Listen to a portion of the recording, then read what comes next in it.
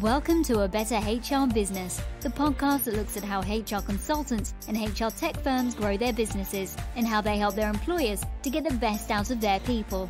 Remember, for show notes and downloads, go to www.getmorehrclients.com/podcast. That's getmorehrclients.com/podcast. Okay, let's get started.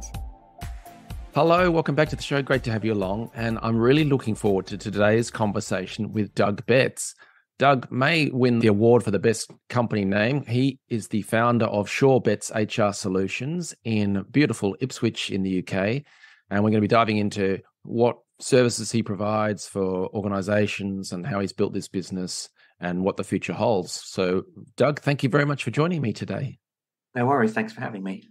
And Doug, you've got a little secret there. You're a talented pianist, I believe. Is that right? I am, yeah. I've been playing since I was 5, and I just realised I had the ability to play by ear. I have what's called perfect pitch. So for me, it's very easy to be able to just hear a song and sit down and play it. That is so unfair. I'm very, very jealous. A perfect pitch just means if someone says play a B, you can just play the B note or whatever. Yeah. Instantly. Oh, that's brilliant. They play the note and I know which note it is. Ah, you must be great at weddings or parties or something. Yeah, I have weird skills and that's just one of them. It sounds like there's a whole new podcast episode coming up on the weird skills section, but today we'll focus on Shaw Betts HR Solutions. So yeah, you've been consulting for a number of years. You've been in HR for 20 plus years. Can I start with the business and then I'll get some of your background in a moment? But yeah, just give us a quick overview of what Shaw Betts HR Solutions does. So for me, I am there to provide support to a variety of people. I've got a particular interest in working with private healthcare companies and tech firms because there's both sectors I'm very familiar with. But ultimately, what I realised with my business is I originally set out thinking, well, okay, I will be there to provide an HR service to small businesses that don't need an in-house HR person. But actually, the reality is I've provided services to existing HR teams as well as doing associate work for well-known HR consultancies as well.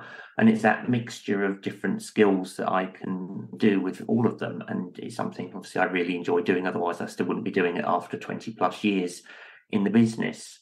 But for me, I predominantly will do some of the things that you'd expect an HR consultant to do, like the policies, the handbooks, the contracts, to make sure the auditing and compliance side of a business is right. My real interest comes in coaching and training new line managers. And I'm focusing a lot of my business now on those kind of projects because I think every issue in a business on some level is a leadership problem. And there's so many line managers out there that get promoted into roles because they're good at what they do technically, but no one's ever taught them how to lead a team of people or get the best out of them. And this is where a lot of problems are. So a lot of my focus is on prevention rather than cure. I mean, yes, in my line of work, you still have to cure some of the problems and get people out of trouble when they've got themselves into it. But a lot of what I do now is trying to help people get those skills so they can be confident leaders of people rather than just functional line managers. Brilliant. Now, I said earlier that I want to dive into your history and work out how you got to this point. But also, before we do that, you've written a book, which is always amazing. It links to that, what you were saying there about prevention being better than the cure and all that sort of thing. But you've kind of got both ends covered with the prevention and cure with the book From New Line Manager to Great People Leader. So why'd you write it and what's it about? So I wrote it because I thought it was the book that I wanted to have 20 years ago that I never had. Because when I took on my first line management role in my 20s, I admit I wasn't very good at it because nobody had ever taught me how to do it. And it so frustrated me because I'm somebody who prides myself on doing a good job and understanding things. So I've kind of taken my years of experience and put it into easy bite-sized chapters so that if there is somebody out there, even if they don't sort of want to go as far as being coached one-to-one by me or buying into that kind of side of my business, there is a guide that they can sit there and read that at least give them some of the basics to get them started so they feel more confident about how they can work with their team. Absolutely. I love it. You gave me a little flashback there too. I took a year out of HR to become a line manager because I was teaching or telling people what to do, but had not done it myself. So I heard you saying about, your first role that it's tricky. And I remember I had read, classic HR stuff about job rotation and variation makes manual labor jobs more interesting or something like that. And so I thought, right, I'm going to do this now as a line manager. So in a logistics business, I made everyone rotate the jobs every day or every week and kept them moving through it. it caused chaos because they all said, but I'm really good at this particular thing. I said, I'm good at the forklift, or I'm good at the picking and packing, or I'm good at customer delivery, whatever it was. But they actually wanted to focus on their strengths and play to those strengths. So I got it wrong. So I wish it had the book then as well. One of the things I bring inside in my book is that one size doesn't fit all, because I think the rotation model you've just described in a different kind of business would be absolutely perfect. Sure. Because I've worked with people where you've got companies who are full of people who just want to come in, do what they do and go home again. And I've worked with other companies where everyone's really ambitious and want to see a career path. And I've helped design some of those so people actually feel there is something they can aspire to move towards. So I think a lot of what I do is about understanding people, understanding the culture of a business, and making sure that the business owners understand that culture as well. And they're putting the right things in place to essentially keep their workforce happy and engaged and not running off to the competition. That's a tricky one though, right? Because if we stick with, for instance, the whole rotation versus something else issue, how do you have some poor part of the workforce not rotating and then other sections rotating? Because I agree, having different options or whatever is really important. But how do you get that balance? I think it's about, again, understanding each individual business, and you can see in each one, you just identify who falls into which categories by having those conversations with them and finding out what they want. And then you can see for the ones who are the high achievers who want to move around and get promoted, you can find a way of doing it, while you then look at the people who perhaps do work that they love doing for 20, 30 years, and you keep them happy. I mean, it's still important that those latter people still engage and develop and don't just keep doing the same thing because it's always been done that way, because I think that is the killer of most businesses when things don't move on. But it's just getting the right level of intelligence and coaching the managers to see that. And then you help them devise those programs that put it in place. And you're not always going to be able to please all of the people all of the time. But I think generally, if you communicate with your staff and tell them what you're up to, they'll generally come on board with you if they understand the logic behind it. Yeah, absolutely. So tell us a little bit about the book. What's in there? So it's lots of different things. I've tried to write it in a way that's not theory-based. So it's things like 10 mistakes that a manager should try and avoid. We've talked about different management styles and also what the difference is between a manager and a leader, just to name but a few things. I've also put in quite a bit about equity, diversity and inclusion, because I think that's an important skill for managers to understand. And I've also included a few case studies from some of my contacts, either from people I've worked with in the past who've given me permission to include their stories in the book, as well as people on my social media pages who've engaged with me and have wanted to include things. Yeah, I love it. I think for me, it's just trying to bring it alive, because there's lots of books out there about management and theories. But what I'm interested here is a practical application. And the book's 119 pages long, so it's something that people can read and digest quite quickly if they need to. Absolutely. I remember going on a training course once. It might have been like a line manager type course. And we had to suddenly do these scenarios where you had someone in the team who had body odor issues, and you had to go and communicate that to them. And then someone else was coming in late all the time. And it had gone from theory to suddenly practical examples of what do you say to someone when they're right opposite you. And it's very different, isn't it? So I'm glad you've produced this book. Yeah, definitely. And when I've done training and coaching for people before, it's exactly those kind of scenarios you just mentioned that I try and bring into play, because nobody likes having a difficult conversation. And I think the point about being a line manager is it can be incredibly rewarding if you get it right. You get to grow and develop your team, you get to nurture these people and their talent, and it can be amazing. But there is also the downside as well. And some managers want to shy away from it and pretend it doesn't happen, but will get tripped up by it. And it's just giving them the confidence that they can actually tackle people about some of these things. Because I've had so many managers over the years say to me, can I really talk to somebody about their body odor? And there's me going, yes. We deal with the big issues on this show, I tell you what. Well, definitely. It's a good point, because sometimes the little issues become big issues. Yeah. And the more you leave something, the worse it's going to get. So I want to encourage managers to sort of spot red flags early on and to do something about it before it becomes a massive problem. Yeah. And that's a force multiplier. If you've got line managers throughout the business doing better, having better conversations, then that has a multiplying effect and feeds up the chain and makes strategy implementation easier and stuff like that. So it's not absolutely any less important. It's just different. So I love that. So tell us about your background. Like I said, 20 plus years in HR, and then you have formed a while back, you formed SureBets HR Solutions, but you did it in an interesting way, in a kind of a gradual way to move from employment to the consulting world. Can you tell us about that? Yeah, definitely. So for me, one of my weird regrets about consulting is I didn't do it sooner, because I do really enjoy doing it. And, Mm. I'm now in my 40s, and I've had the idea in the back of my head about starting a business since I was in my late 20s, early 30s. And obviously life, employment, climbing the career ladder kind of got in the way of that in a way. Mm. But it was actually the pandemic that made me decide that now was the time to take the plunge and move across. I think the pandemic was life-changing for a lot of people. Mm. I think for me, it taught me that I quite like working at home, very happy to travel out and meet clients. I didn't necessarily want to commit to going into the same office 5 days a week anymore.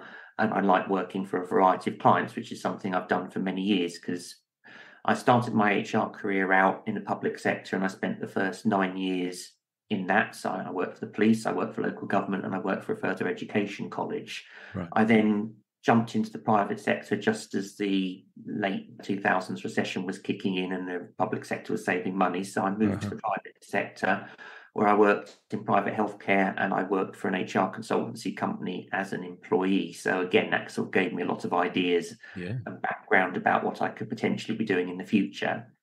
And then from there, I moved into my first head of HR role that kind of I was there for 10 and a half years. It was a company I really enjoyed working for. It was a group role, so I was working for lots of different companies. So again, a little bit of consultancy was in there, because you had to wear different hats, and you were used to dealing with different cultures and different size companies within the group all going on at the same time, which I enjoyed. And so I came in as head of HR, and I left as HR director. And I enjoyed it, and it was definitely the right time to go, though. And when I realised that I'd kind of done everything I could do in that role, I did sort of start to talk about how I wanted to transition, because I think for me, there's so many people get into HR consultancy, they do the cliff edge thing, they stop being an employee, and then they start to sit around the kitchen table and go, help, I've got no clients, I've got not a clue what I'm going to be doing. With the help of my current company, they were very good, and I had a very supportive manager as the group HR director. She allowed me to transition. So I did go part-time in my last year. Wow, that's and cool. Then I knew my role was going to come to an end, because it didn't really exist anymore. And I was okay with that. And actually, I now have them as one of my retained clients, and that works quite nicely for me. Wow. So they've been able to retain my skill set, and I was able to sort of make that move. And then when I had the part-time working arrangement, it gave me the time to not just try and find clients, but also to absorb a lot of learning. I invested in some coaches, I read a lot of books, I went to a lot of webinars, and I learned all sorts of things that I didn't know before about sales, marketing, and getting yourself out there. And it was a new skill set. And I think for me, I like a challenge, because I do get bored easily, and I didn't want to just be the HR person who was purely HR. I like to think I break the stereotype of what a typical HR person might be.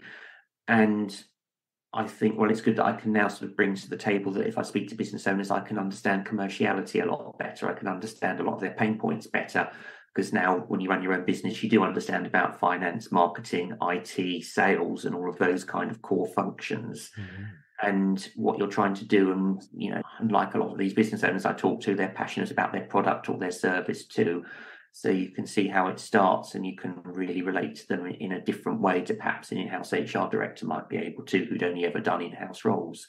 So yeah, that's the long and short of how I managed to transition in the way I did. But yeah, it was the right move at the right time for me.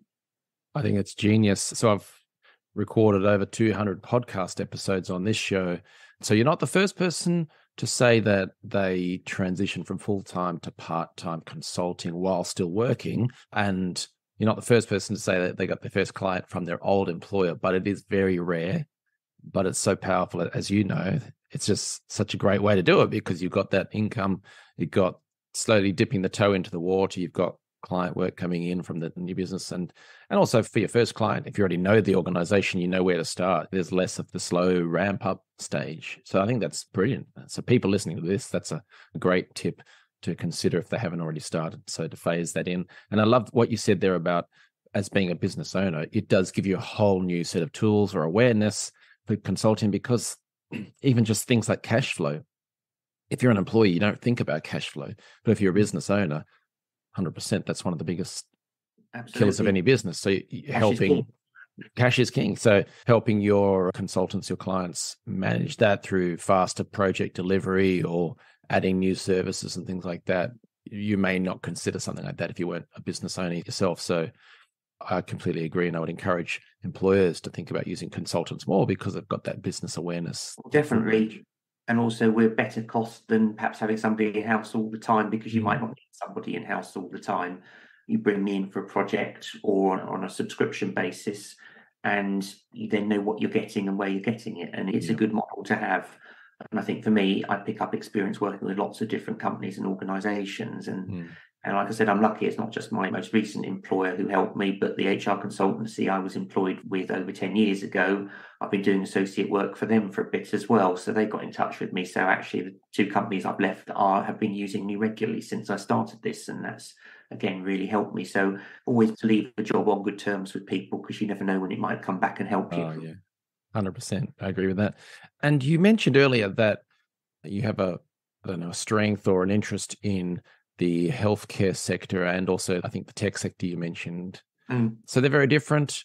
How do you see the HR issues differing between them?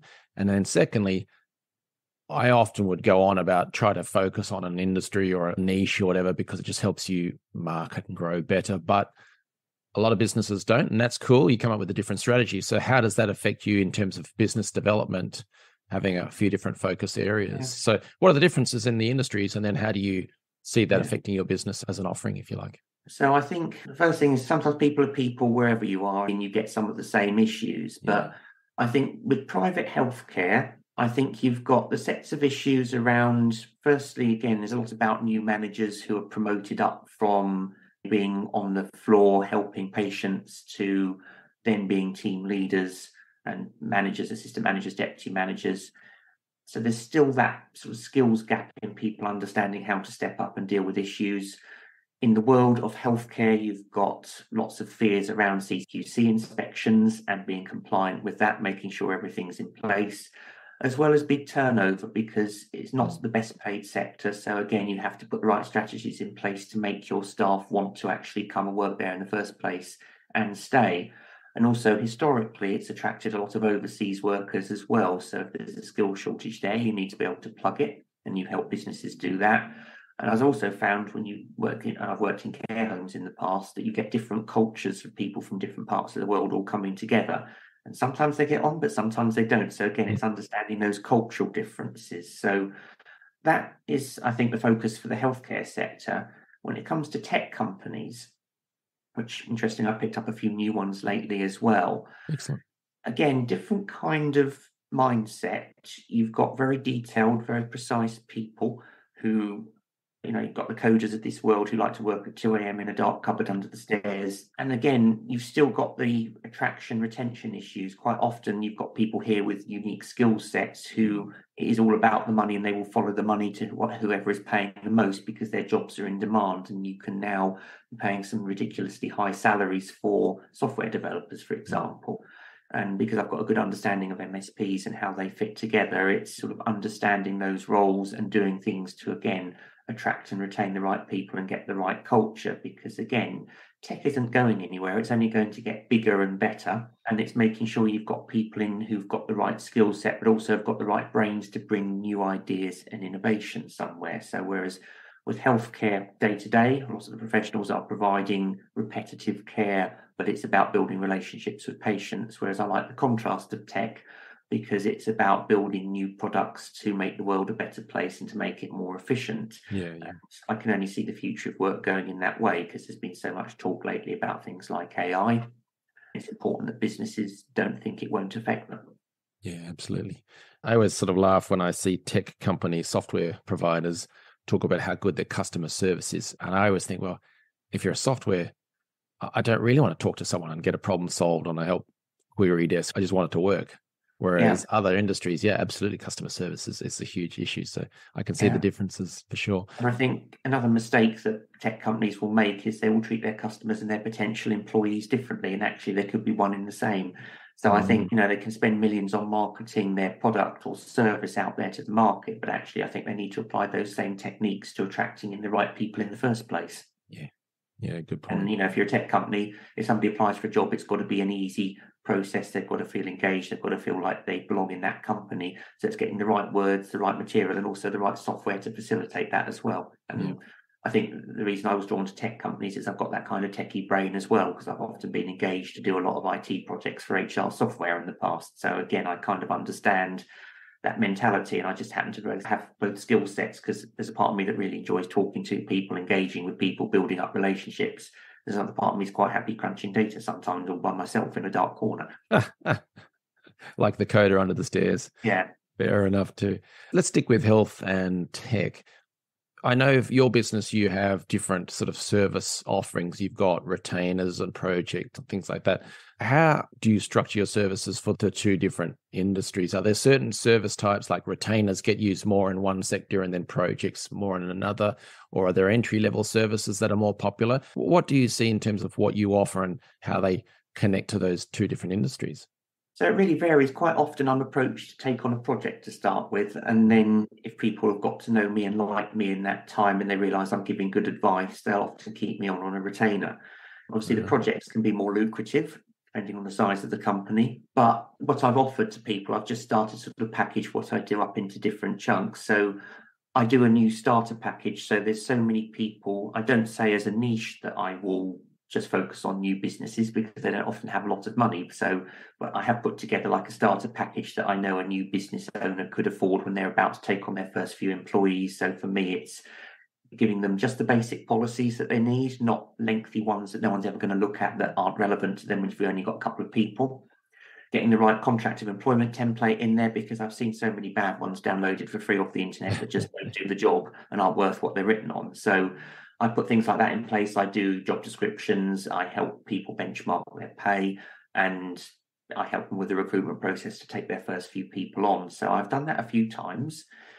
That said, I've done bigger projects as well. In the last year, I've found there's been a lot of projects coming my way about job evaluation and pay benchmarking. So it's a lot of bigger employers wanting to know, how do they compare to their competitors? Are they giving the right pay and benefits to people? And because I'm trained in job evaluation, I can sit there, I can crunch the data, but then I can make it meaningful. I can come back to those business owners and I can tell them what's going right as well as what they need to do differently. And then in terms of my advice and retainer package, it's a lot of the traditional, what HR people would refer to as employee relations, and what I would refer to as employment law problem solving. So dealing with managers ringing up going, I've got a late employee, I've got somebody who's not performing, I've got somebody who's misbehaving, and it's how you deal with those situations. So there's a lot of skills around sort of understanding those people and the conflict resolution that you need to have to be able to resolve things quickly and amicably. I like it. So typically it would start with a project and then maybe migrate to a retainer type model after that. Is that right? That's often the way, because very rarely will a stranger off the street who doesn't know you and know your work instantly want to pay you so much a month for the privilege of just being there in case they need you.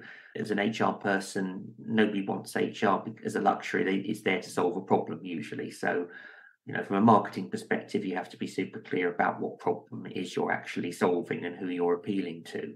And it is very much trial and error basis if you're out there trying to market yourself as a new business. Yeah, that's great advice. And then on the project side, if that's the entry point, how do you structure your pricing? Not so much the numbers, but do you do hourly, set fees? How do you work out what you're going to put into the proposal? So for me, I like to try and work on fixed fees rather than an hour or a day rate. So on a fixed fee basis, what you're doing is you're putting your expertise into a project, and you know that you're going to come out with a good result for your client. So it's therefore really important to not think about how many hours or days. You can estimate it in your head when you're pricing it up as to roughly how long you think it will take you. I charge a bit more if they want something really urgently and I have to push their work up the queue. And I think that works well. I also, because there is a charitable side of me as well, I do charge slightly lower rates for people if I know their businesses. I have done some work for not-for-profits and childcare providers in the past, and I know they don't have huge amounts of money to spend, and I still want to make the service for them affordable as well. So historically, in the past, I have given slightly lower rates to them because I still want them to have access to the expertise. But I have sort of tried to be more consistent with my pricing in more recent months, and I've priced by the job. I always ask for a deposit up front.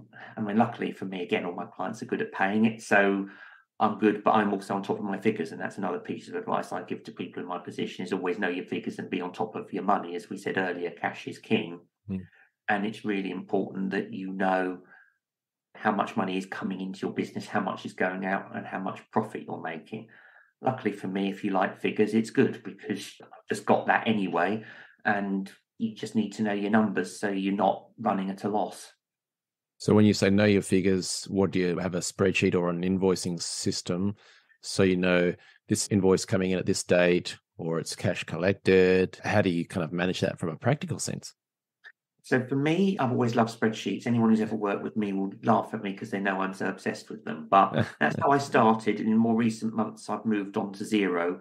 And I found that's actually a really good piece of software. If you're a small business like me, you send your invoices out through it. It keeps on top of the figures. You can see what's coming in. You link it to your business bank account so you can tie the two things up and reconcile the statements. Then it's very easy to hand it to an accountant when they do your year-end accounts for you because all the data is there. And also because I pay myself a salary, it's a payroll system as well. So for me, if you just want a basic payroll system, you've got that bolt on too, and you can claim expenses from it as well. So for me, it's a nice piece of software that's affordable at a monthly basis, and it keeps your business ticking over, because otherwise, if you get too big, you don't want to be disorganized and trying to remember what money's outstanding. And for me, I can instantly see what's outstanding, and I'm not afraid to get on there and chase it up if it hasn't come through. Brilliant. Yeah, that's a great approach to take. That you mentioned deposit. I would normally say upfront or a partial payment or something like that. Can you explain, how do you communicate the deposit to clients?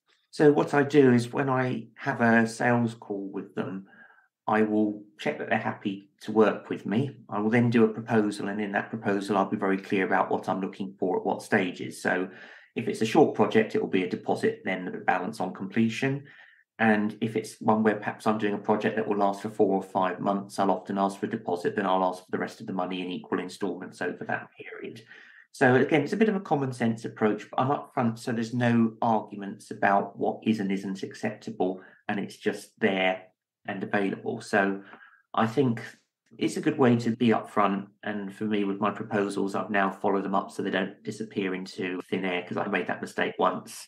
So particularly for larger scale projects, I will always have a follow-up call a week after the proposal so they can ask me questions. And for me, my sales technique is, it's non-pushy. It's about how can I help you solve your problem, find out more about the business, and put something to them that I think that will solve their problems, make it very clear in the proposal I've listened to them and understood their needs. And then it's up to them to ask me the questions. And I don't mind being grilled, because I want to be open to scrutiny and want people to feel that they can trust me, because they're passing with money in my direction, and I want to make sure in return I'm providing a good service. Certainly for our clients, when we coach them on this side of things, we would normally, our aim is to show the proposal in a call, an actual meeting, rather than sending them via email and hoping that they read it and then nervously following up. Just book a call, run them through it so they've got the questions, and then you get the yes or no in there, or you're at least much closer to it. People will probably scream in the background, how much is the deposit? Like, what do you do? A third, 20%? It varies. I think it depends on the size of the project and the risk associated with it. And I think the more work I have to do up front, the bigger the size of the deposit. So, for example, I quoted this morning for a training day, and I've asked for about a third of it up front because it's bespoke training. I can't just pull it off the shelf. I'm going to have to sit down and actually write this unique to a client. So I've done it in what I think is a fair way. And I think there's other people who do 50% up front, or they want all the money up front. And again, that's not unreasonable either. It depends very much on the exact service that you're offering to people. And particularly where I've seen 100% upfront is if you subscribe to, say, a 12-week program where you're expected to turn up on Zoom every week, or you have access to a web portal to do training and development. So I've kind of seen those things up front, because you are kind of allowing them, as it were, access to everything up front as well. It's a balance, and there's no hard and fast rules to it. And I think that's the easiest thing I can say to people is be flexible, but be consistent in the logic behind why you're making the decisions you're making about your pricing. And sorry for nerding out on all this. I just find it so interesting that the way you've organized it so well. And for people listening to this, getting money up front or deposit, or however you want to phrase it, I think is really important. I had one client who selfishly, they went and died. So it was very hard to get money back, because your family and creditors stepping in, and in the games that you play with, all that sort of stuff.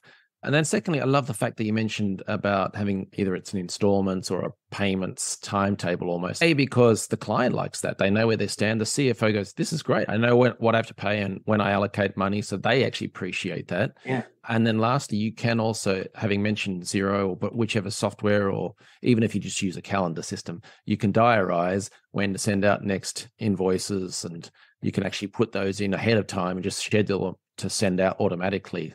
So you're taking some of that admin headache away. So I love the way you've structured it. It's really, really good. Right. You just have to find what works for you. For me, I like organisation and feeling in control of stuff. So that's really helped me. At the moment, I invoice on a monthly basis unless something unusual happens, but I quite like sitting there at the end of the month and looking at my revenue, looking at my profit and working out what next month's cash flow is. So, yeah. I love it. If I come back to the business and the services you offer and stuff, how do you summarize at a networking event or something like that about what you do? Because you've got different industries, you've got big projects, you've got small retainers, you've got a few different things going on, and they're not necessarily in the same industry or whatever. How do you explain to people what you do in a nutshell? It's a really good question, and I have tried to work on this answer. And I think for me, I help employers create good employee experiences at work, which will lead to better retention, less turnover, and less staffing issues. That's how I try and summarise it up, because that's like the bottom line of what it all comes down to, all the different work I do. That's what I help people achieve. That's the problem I help solve. Yeah. It's interesting. And you mentioned turnover and retention, things like that, which are hot topics. For other stuff, they might say it's generic, or I guess it then depends on who you're talking to, right? And then you shape your answer depending on their situation. Is that true? Yeah, that's the way to do it. But for me, I like to understand the business and what their pain points are. So I will hone my answer in. I spent my career being a true generalist. And obviously in this world, you have to niche a bit. So it's a bit harder. But I found what people are buying at the moment is the job evaluation packages. They're buying the new starter packages. So I'm kind of honing those things on there. Nice. I'm also trying to make sure I get repeat business from existing clients, because obviously they're a warm audience who already know you and trust you. And I think up front, it's getting people to know you, like you, and trust you, because, there's plenty of other consultancies out there. There's plenty of people who do this as a one-person band. There's other people, obviously large firms out there who do it. And I think the reason people have come to me over a large firm is it's a more personal service. I do understand the business. I'm not just an anonymous individual in the call centre who you have to explain the problem to in a different way every time, because you get a different person. So that's how I make myself more unique. I've got the mix of tech and understanding technology as well as employment law. And I think because I've worked in HR as long as I have, I generally know the people issues that are going to come up. I will know how to solve them, and I know how to solve them quickly and painlessly. Yeah. And I've seen less experienced people in the profession who struggle with that. I focus my solution in on what the potential client is telling me their biggest problem is. Yeah, that's the best way to do it. Doing a coaching call yesterday with a client. They're a new business, but they've got their first sales appointment coming in. And one of the principles is you have 2 ears, 1 mouth.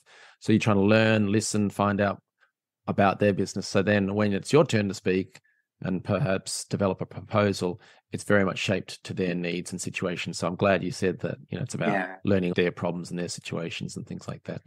And I'll tell you what, with 20 plus years of HR experience, I think you know what's coming around the corner anyway, but you still ask the question, right? You do, but you also have to sort of stay on top of the trends yourself and make sure that, again, the answer I might have given 5 years ago might not be right today. Yeah, so true. AI and all that sort of stuff. Mm-hmm. You've done a lot of business growth marketing type of work quite clearly, and you mentioned you learned all sorts of things. Overall, what's worked well for you and what has not worked so well, and any advice for others around the world who might be listening and thinking, well, how could I grow my own HR-related business? Okay, so again, for me personally, I found I enjoyed sales conversations and didn't struggle with those. Other people do. So it's really find your own weaknesses and invest in the training and development that will help you in that area. For me, I knew I needed to get better at marketing and the attraction piece. So that's where I focused a lot of my efforts. I think I would say invest wisely. There will be all sorts of people out there who will tell you that they'll want to work with you, and it's either sort of spend £1,000 a year on my subscription to this website that will guarantee you leads. It won't. Or spend £500 a year on this package aimed at advertising you to a particular sector. It won't work. I've tried those ones and failed them, so I'd rather people learn from my mistakes. I think what works well with people is authenticity and consistency. So you do have to show up, you have to post regular content, but I think you also have to be yourself as well, because I need to stand out. So I'm not just another generic HR consultant in the marketplace. I want people to connect with me because they identify with my values or how I conduct business. Or, sometimes it's about geography where I'm based, but I found that's less of an issue these days due to technology. So I can work all over the place, and that works well. I think, it's having good content, grow your audience. Mailing lists still work, try and grow those. And that's then still a work in progress for me as I'm getting bigger. Mm-hmm. And I think it's also working out where you actually want to be. Some people are very happy just to do this kind of role part-time, and it works around their childcare, their family arrangements, which is good. I want to actually see how big I can make this. It's just me at the moment, but I'm interested to get to the point where I can take on associates or employees if I get big enough and I get enough work. So for me, I've got quite ambitious plans. Again, my advice is don't try and run before you can walk. Mm-hmm. I know an HR consultant who sadly didn't succeed in their business. They focused in and niched on startups, but they had an all singing, all dancing, bells and whistles packages with lots of people lined up in the background. And actually, that's not what a new business needs. Mm-hmm. So, and it's a shame because I think actually they've got the potential to be good because their marketing was really good, but it just wasn't hitting the right notes with the right people. So think carefully about it. But I think my other biggest bit of advice, which I'm guilty of myself, is to stop procrastinating and just get on with it and do it. Because like with my book, it's come out in the last few weeks, but I've been writing that on and off for a year. And I just think, I wish I'd just done it sooner. There is a slight fear of almost success if you're sort of sitting on things. And I think words of Saint Nike, just do it. Yeah, absolutely. I've done probably most marketing channels over the years, from TV and radio and email and LinkedIn, the works. And generally I find, I was saying this to a client the other day actually, that there's no silver bullet. So I love that you said it's about showing up and that consistency, because it is. So if it's around LinkedIn or email or advertising, you do need to be consistent, because they're all small pieces that build upon the previous and they build up over time. And you also get data, you find out what works, what doesn't work, and you focus in on those more, stuff like that. Whereas if you just did an ad here or a LinkedIn post there or a speech over here, you might get disappointed every time. Whereas it sounds like you're being focused and, again, consistent in making sure you just keep doing the stuff and letting that build up. You have to. And I think also expect the unexpected. A lot of my business has come from referrals and recommendations, but you can't always predict where it will come from, which I quite like in some way. If you ask people how they've heard of you, it comes from some very obscure links, or they've been silently stalking you for a year in the background. And it's interesting because this is something I found when I was trying to appeal to tech companies. They don't post a lot on LinkedIn, so it was really difficult to try and engage with them and connect with them. But it's nice to expect the unexpected. And like I said, the quote I've done today for a company was because it's somebody I've known from years ago. They didn't know I got my own business, but they saw that I was recommended in a Facebook group for something completely different, not even to them, but they just saw my name and it prompted them to get in touch with me. So it's amazing where it comes from. And I kind of like that way of how you get different recommendations from different people. So again, for people starting out on this, I'd say yes, try and get new business in, but cold leads take a long time to warm up. So don't forget to focus on trying to get repeat business or referrals and recommendations from your existing clients, because they can already put in that good word for you and they know that you're good at what you do and they trust you. Yeah, you're quite clearly the master. Your first client was your old employer, and you've got to focus on retaining and then getting more work from existing clients, because that's the best way. Rather than trying to find new markets, just use the one you've got. And then, you also mentioned about being authentic. And I know, for instance, on your own website, you've got a section on values and, what matters to you or what might matter to potential clients and to current clients. So I really like that. And, shared about yourself on the website and elsewhere in your marketing stuff, which comes back to that know, like, trust thing that you mentioned. Now, how can people help support you, whether that be either becoming a client or referring business to you or somehow working with you in other ways? What are the options there?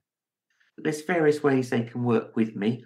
And for me, I'm not a pushy salesperson. I will always sort of listen to them first and try and work out exactly how I can help them. And there's certain markets or people that I won't work with because it's just easier then to focus in on the niches. I think people can approach me if they either need a project done, and I've got the list on my website of projects which I'm about to update, so people can see it in nice, easy packages, what I'm offering and whether that suits their needs. But again, I'm quite flexible and can bespoke them accordingly rather than sell somebody something that they don't fully need and they only need part of it. if they just want somebody on call for advice at any time, they can work with me on a subscription basis, which is sort of relatively short term. If they don't want me for more than a few months, that's absolutely fine. I'm not here to sell people things they don't need. They can obviously buy the book if they want to just read that and then make a decision from there, or if they just want my updates at this stage, they can join my mailing list. So those are like the different ways people get in touch. I'm looking to sort of grow leadership coaching programs aimed at new line managers, whether that's one-on-one or in small groups. That's anything I've got coming up for the future as well. And I do want to sort of focus more on doing sort of positive training and coaching in businesses about management and leadership skills in general, because again, it's back to the prevention is better than cure. And I think sort of in terms of my own style, you're seeing from one of my values, I realized when I was trying to work out what my values actually were, the biggest one for me is positive disruptor, because all my heroes and heroines are positive disruptors, fictional and non-fictional. So I think for me, if people can connect with what I'm saying and how I'm trying to do HR, then I'm probably a good fit for them. And for me, if you had a bad experience of HR in the past, or you think HR is about a pink and fluffy person who organises a Christmas party, then I'm probably not the right person to do it. But for me, I want to disrupt the way it's done currently and do it in a way that actually works for business owners and works for the business. So it's not lots of stuffy policies, not lots of lengthy contracts, not the finger-wagging police image that HR wrongly often have, but actually somebody who can add value and profitability into a business and can be trusted to give you straight, no-nonsense advice. So I think if that connects with people, then I'm probably the right person to have a chat with. Brilliant. And then finally, for consultants and business owners listening to this, the fact that you've produced the book From New Line Manager to Great People Leader, you mentioned you're interested in developing frontline leader training courses. I think is a wonderful product line. It's got huge potential, and that one could be remote, online, etc., without you being present to deliver in hours for money, time for money. So that's a wonderful example of thinking outside the box. And what was it? Positive disruptor? Yeah, positive disruptor. So Doug, you've shared so much great advice, insights, and your stories. I've absolutely loved it. So thank you very much. Last thing to do is to share your website address for people listening. Yeah. So that's www.shorebetshr.com. Brilliant. Excellent. We'll have all of this stuff in the show notes. But Doug, thank you very much for sharing everything today. I really appreciate it. Oh, thanks, Ben. It's been great to talk to you. Thanks for joining us today on A Better HR Business, the podcast that explores the world of HR consulting and HR tech businesses. For show notes and downloads, go to www.getmorehrclients.com/podcast. That's getmorehrclients.com/podcast. Remember to subscribe and share the show with any friends who are busy growing a HR business. Thanks, and see you next time.